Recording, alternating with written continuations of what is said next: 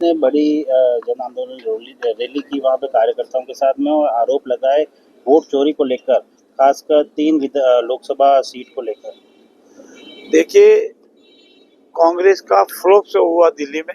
सिर्फ 300 सांसदों को इकट्ठा करने से कोई शो नहीं होता है। पब्लिक का इन्वॉल्वमेंट क्या है ये देखा जाता है। और अब उनको चुनाव होने के करीब साल भर बाद में चोरी का याद आया।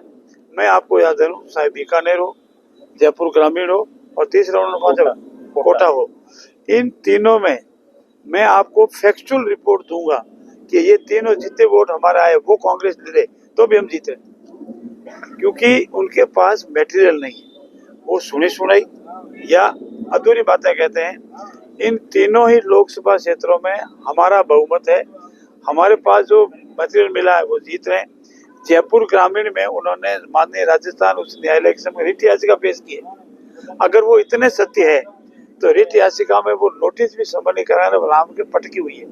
उनको पता है कि हम सिर्फ सुर्खियां बटोर सकते हैं, अखबार वालों के पेज पे हेडिंग पढ़ सकते हैं, धरातल पे उनके पास कुछ नहीं है। मैं तो ना आपकी मार्फत उनसे नम्रता से निवेदन करता हूँ कि अगर आपके पास तथ्यात्मक बात सही है तो आपने माननीय राजस्थान उच्च न्यायालय के समक्ष जयपुर ग्रामीण की लोकसभा सीट को चुनौती दी है। आप माननीय राजस्थान उच्च न्यायालय के समक्ष तथ्य बता दीजिए।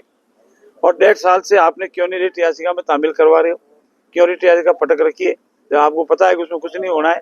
इसलिए ये कांग्रेस के पास आरोपों के सिवा कुछ भी नहीं है। तथ्यात्मक पूर्ण रूप से फेल है।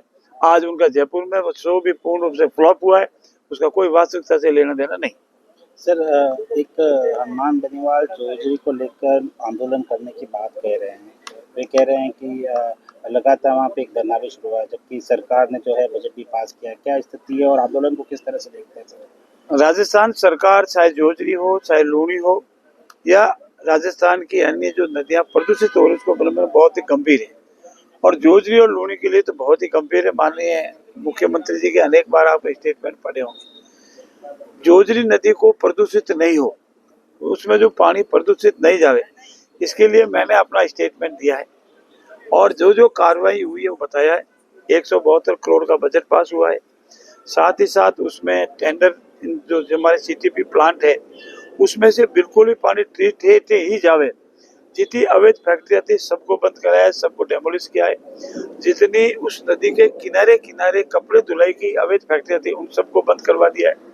हमारी पूरी कोशिश है कि प्रदूषित पानी जोजरी नदी में नहीं जावे, इसके लिए हम रात दिन लगे हुए हैं। जो पानी डोली आराबा के पास इकट्ठा हुआ है उसकी वजह से पब्लिक को परेशानी है, सत्य है, उसका भी शीघ्र समाधान कर रहे हैं।